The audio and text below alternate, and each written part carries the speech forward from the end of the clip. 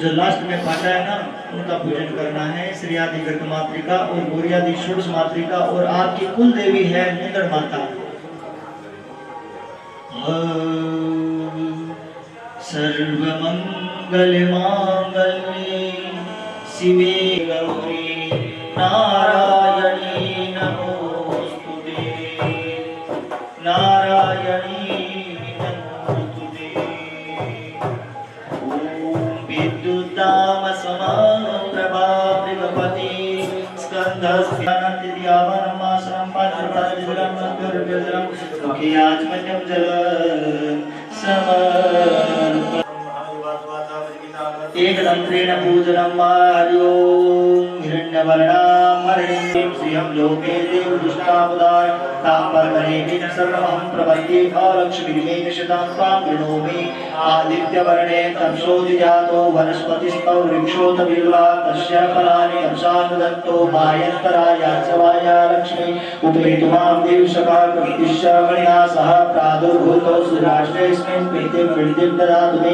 शुक्तिपाशामलां ज्येष्ठामलाचा सत्यामसि मयि पशूनां रूपमहवकर्णम श्रियम्बासने कुले मातरं पद्ममालिनी आपासिजन्तु सिद्धागे क्षुल्लिकावसमे गृहे मातरं श्रियम्बासे मे आद्रां पुष्करिणीं पुष्टिं पिङ्गां पद्ममालिनीं चन्द्रां हिरण्मयीं लक्ष्मीं जातयुतो महावा आद्रां यस्करयुजुनाजानमन्वा शुक्लं पञ्चदशं च श्रीकामासुतं जपे श्रीकामासुतं जपे या श्री स्वयं सुदिनां भवनेश्वरलक्ष्मी महापावनां श्रद्धाचलां गुरुजनां प्रभवस्य लज्जां त्वां कामदाश्म परिपालय देवी विश्वं। प्रार्थना पूर्वक नमस्कारं समर्पयामि। अनेन विधेन पूजनेन पूजा कर्मः गौर्यादि षोडश मातृका श्री आदि गर्ग मातृका देव्यै प्रियदा।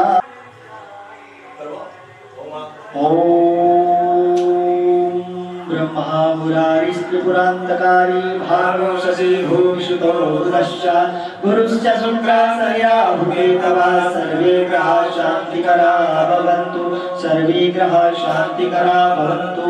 आकृष्णेन रजसा वर्तमानो निवे जपा कुसुम संकासं कासपेयं महाद्युते तमोरी सर्वपापघ्न प्रणतोऽस्मि दिवाकर। यदि संकल्पसाराधं गौरमोकुटभूषणं धरणीगर्भसम्भूतं विद्युत्कान्ते समाप्रभा कुमारं सति प्रियं लोकविकास्यामः प्रतिभा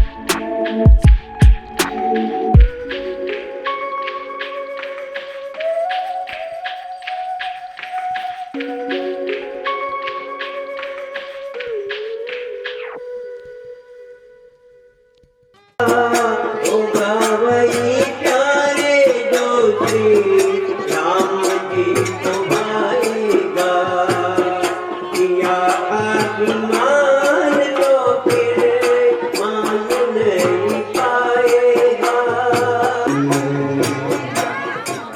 राम सीता राम प्रिय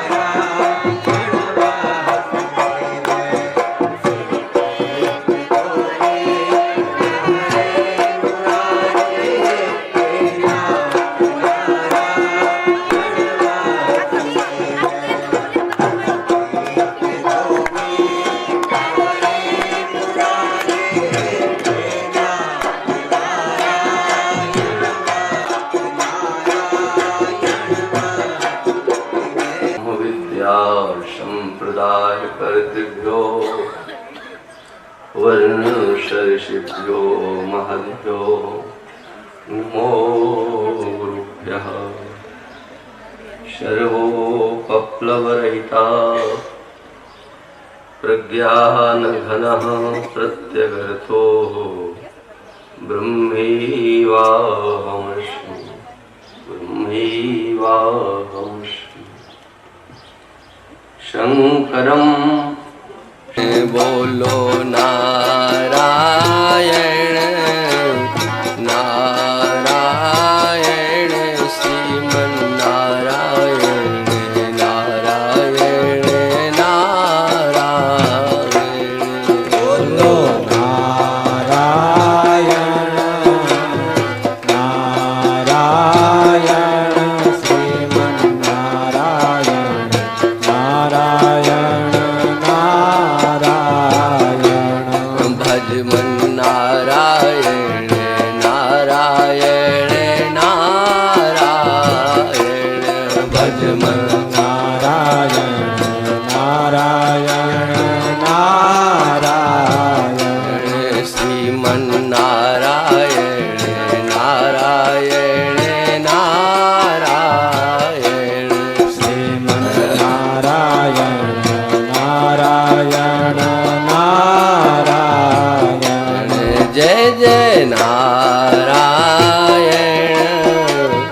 नारायण श्रीमन्नारायण नारायण नारायण नारायण श्रीमन्नारायण नारायण नारायण बोलो नारायण नारायण श्रीमन्नारायण नारायण नारायण लक्ष्मी नारायण नारायण नारायण लक्ष्मी नारायण नारायण नारायण वद्री नारायण नारायण नारायण वद्री नारायण नारायण नारायण बोलो नारायण नारायण श्रीमन्नारायण नारायण नारायण बोलो नारायण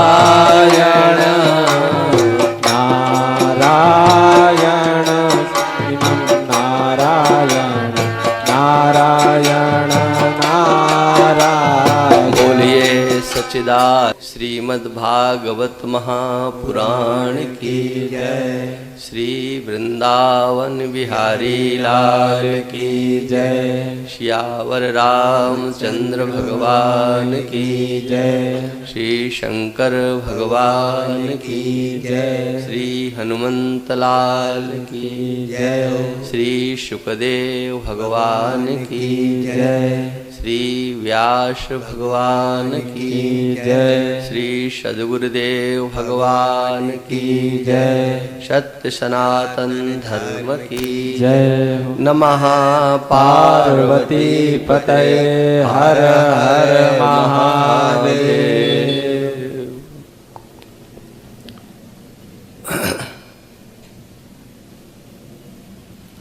समुपस्थित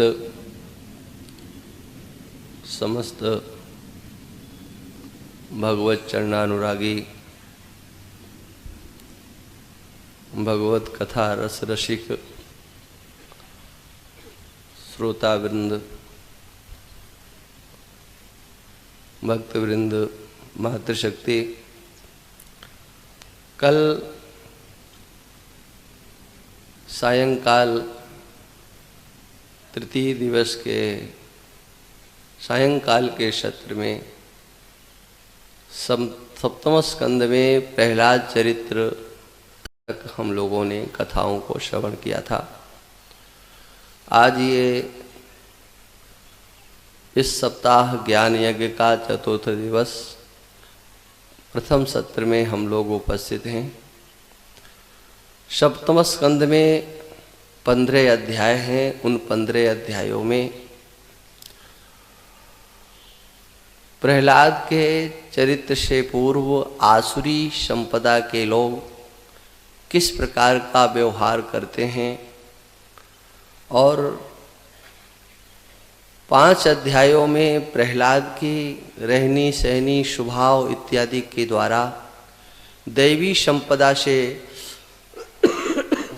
जो युक्त होते हैं उनका व्यवहार कैसा होता है, हाँ, यह प्रहलाद चरित्र से हम लोग अच्छी तरह से समझ सकते हैं।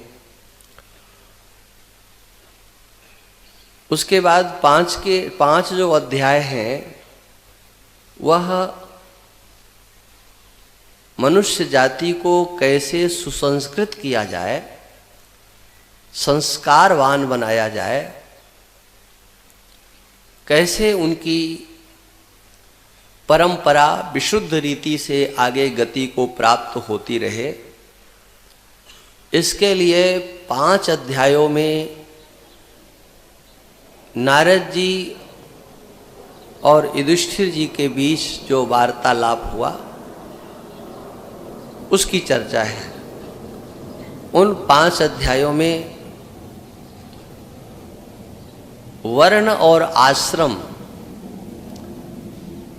इन दोनों की अच्छी तरह से चर्चा की गई है। यद्यपि आज के इस कलिकाल में, इस वातावरण में ये सब बातें पढ़े लिखे लोगों को, जो ज़्यादा पढ़ लिख गए हैं, जिन्होंने बहुत ज़्यादा उन्नति कर ली है, समृद्धिवान हैं, उनकी दृष्टि में यह संस्कृति बहुत पिछड़ी हुई, इसमें वर्णाश्रम व्यवस्था का उनकी दृष्टि में कोई मूल्य नहीं होता है। और इसीलिए प्रायः करके जितने भी सत्संग प्रवचन करने वाले महानुभाव हैं, आप लोग टेलीविज़न पर बैठ करके देख लेना, अनेक प्रकार की चर्चाएं सामाजिक व्यवहारिक आपको सुनने को मिलेगी, लेकिन वर्णाश्रम व्यवस्था को लेकर के कोई आपको बोलता हुआ नहीं मिलेगा। कोई गलती से बोलने लग जाए बात अलग है, हमारे जैसे कोई निकल आए कमज़ोर दिमाग वाले, वो भले ही बोले, बकाया समझदार लोग सब चर्चा करते हैं। ये वर्णाश्रम भी कोई व्यवस्था है हिंदुओं के अंतर्गत, मानव जाति को संस्कृत करने के लिए भी कुछ है, इसकी चर्चा नहीं होती है। मानवता की चर्चा होगी, हाँ, मानवतावादी लोग बनेंगे, लेकिन वर्णाश्रम धर्म को पृथक करके। क्या वर्ण होता है, हाँ, क्या जाति होती है, क्या छोटा बड़ा होता है, क्या ऊंच नीच होता है, और एक शब्द और है, क्या छुआछूत होती है। इस पर तो प्रवचन करना माने जेल जाने का निमंत्रण देना है। बोले ये तो समाज को भड़का रहे हैं। किंतु एक बात ध्यान रखना, यदि मनुष्य को सुसंस्कृत नहीं किया गया, अपनी मर्यादा में नहीं बांधा गया, तो कानूनों के बल पर मनुष्य को निष्ठावान, देशभक्त, सदाचारी कभी बनाया ही नहीं जा सकता है। हमारी जो व्यवस्थाएं हैं, 4 वर्ण और 4 आश्रम, ये कोई मानवीय बुद्धि की उपज नहीं है, ये वैदिक परंपरा साक्षात भगवान के संकल्पानुसार है। इसीलिए भगवान भगवद गीता में स्पष्ट करते हैं, चातुर्वर्ण्यम मया सृष्टम, मैंने चातुर्वर्ण की सृष्टि की है, 4 वर्णों की और 4 आश्रमों की, जिसमें रहकर के व्यक्ति मर्यादा पूर्वक प्रवृत्ति से निवृत्ति की ओर चल करके अपना आत्म कल्याण कर सके, अपनी स्थिति में संतुष्ट न हो जाए और स्थिति में संतुष्ट होने वाले के लिए समाज में कहीं सम्मान प्राप्त नहीं होता है। आगे बढ़ते हुए को देख करके ही समाज उसे सम्मानित करता है, उसकी प्रशंसा करता है।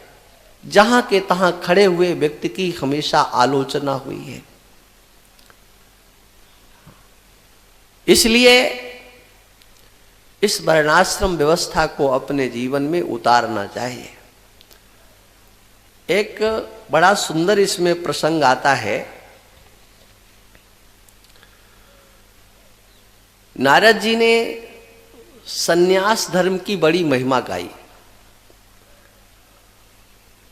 तो उस महिमा को सुनकर के युधिष्ठिर जी ने कहा, महाराज क्या कोई ऐसा उपाय नहीं है कि सन्यास न लेना पड़े और जो इन महात्माओं को आनंद प्राप्त होता है वो हमको भी प्राप्त हो जाए। प्राय करके लोगों की सोच यही होती है ना कि घर छोड़ना ना पड़े और स्थिति वही प्राप्त हो जाए जो घर छोड़ने वालों को, माने हम उनसे कम नहीं रहे। हाँ, कौन जो घर छोड़ करके गए हैं, हाँ, हम आगे नहीं निकल सके तो कम से कम तो रहे ही नहीं। तो नारद जी ने कहा कि ये संभव तो है, असंभव तो नहीं है। कहा महाराज फिर इसी को बताओ आप। का देखो हम बताए दे रहे हैं लेकिन इसको जीवन में उतार पाना बड़ा कठिन है। का फिर भी महाराज बताओ तो सही, कोशिश करेंगे। और नारद जी ने जो बात बताई है कठिन नहीं है, ये भी आपको बता दें।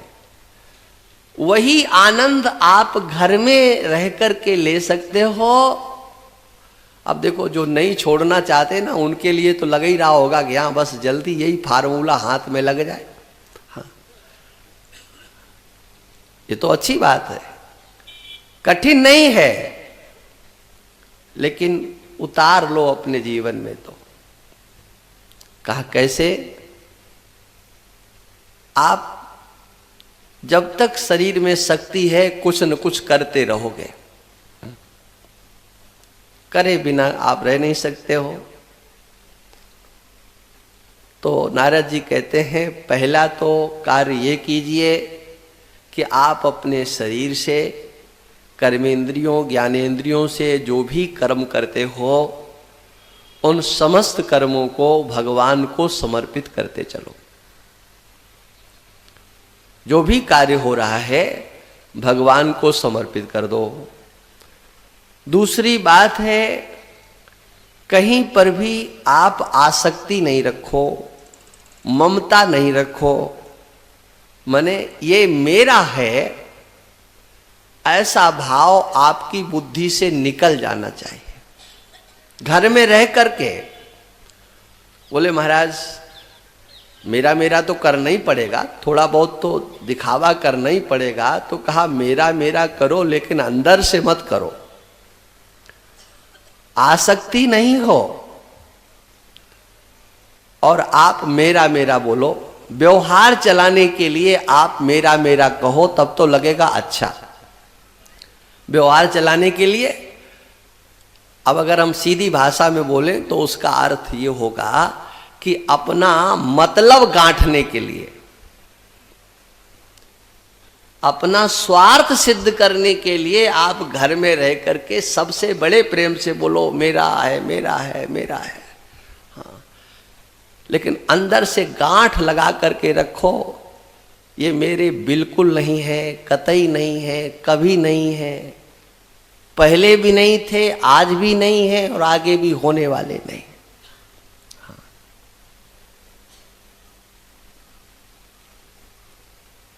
उसके आगे एक और बात कही, वो जरा कठिन है, थोड़ी सी कठिन है, ज्यादा नहीं। क्या, घर में रहो, ममता करो नहीं, कहीं तुम्हारी आसक्ति हो नहीं, और परिवार के लोग अगर तुमसे आसक्ति करते हैं तो उनको मना मत करो। ये मत कहो कि हमको तुम दादा मत बोलो, नाना मत बोलो, पिता मत बोलो, ऐसा मत कहो उनसे, उनको कहने दीजिए। अंतस्थ ये गांठ बांधो कि ये जो कह रहे हैं वो मैं नहीं हूं, मैं इनके किसी भी व्यवहार में दखल नहीं दूंगा। हाँ, किसी व्यवहार में। बोले पुत्र आज्ञाकारी हैं, अगर आज्ञा मांगे तो नारद जी कहते हैं उन आज्ञाकारी पुत्रों को भी कभी राय मत दो, आदेश मत दो। वो जो करें अनुमोदेत निर्ममः, निर्मम होकर के उनका अनुमोदन कर दो। आज्ञा तो आजकल वैसे समझदार लोग कम ही लेते हैं माँ बाप से, बड़ों से। पहले अपना जो निश्चय होता है वो कर बैठते हैं और बाद में कहते हैं क्या ऐसा कर लिया जाए, माने कर तो आप पहले ही चुके हैं। तो अनुमोदन मात्र चाहते हैं, कहा कि अनुमोदेत निर्ममा, उनको राय मत दो। आदेश की तो बात बहुत दूर है, राय मत दो कि तुम ऐसा कर लेते तो अच्छा रहता। नहीं, जो वो कर रहे हैं बस उनकी पीठ ठोकते जाओ। किसी भी संसार के कार्य में, व्यवहार के कार्य में, घर के कार्य में आप दखलंदाजी बंद कर दो। लेकिन ये बूढ़े लोग जो होते हैं ना, जो सठिया जाते हैं, उनसे और तो सब कुछ हो जाता है, ये नहीं होता है। बड़ा कठिन। आप लोग भले ही कर लेते हो भाई, नहीं मैं कहता हूं, लेकिन ये ही नहीं होता है। ये सबसे कठिन काम किया। अरे महाराज आंखें थोड़ी बंद करके रह जाता है। हाँ, कुछ तो कहना पड़ेगा। हाँ, तो कहते रहो तो वो स्थिति प्राप्त नहीं होगी। नारद जी ने कह दिया कि ये काम कर लो तो बस घर में ही परमानंद की प्राप्ति हो जाएगी। किसी व्यवहारिक कार्य में, चाहे बेटे का कार्य हो, चाहे बहू का कार्य हो, चाहे छोटे बच्चों का कार्य हो, ठीक है, बहुत अच्छा, वाह वाह वाह वाह, बस। हाँ, तो देखो घर में सबके प्यारे आप हो जाओगे। हाँ, कोई कितना ही नुकसान कर दे, आपका मन खराब नहीं होना चाहिए। अरे क्या हुआ है, ये चीज तो टूटनी थी, ये चीज तो बिगड़नी थी, 4 साल बाद बिगड़ती है, 4 साल पहले बिगड़ गई, फर्क क्या पड़ा। हाँ, ये दुनिया नाशवान है, ये सारा खेल नष्ट होने वाला है। 4 दिन पहले हो गया कि 4 दिन बाद, आप बुरा क्यों मनाते हो। इसलिए निर्मम होकर के व्यवहार करना,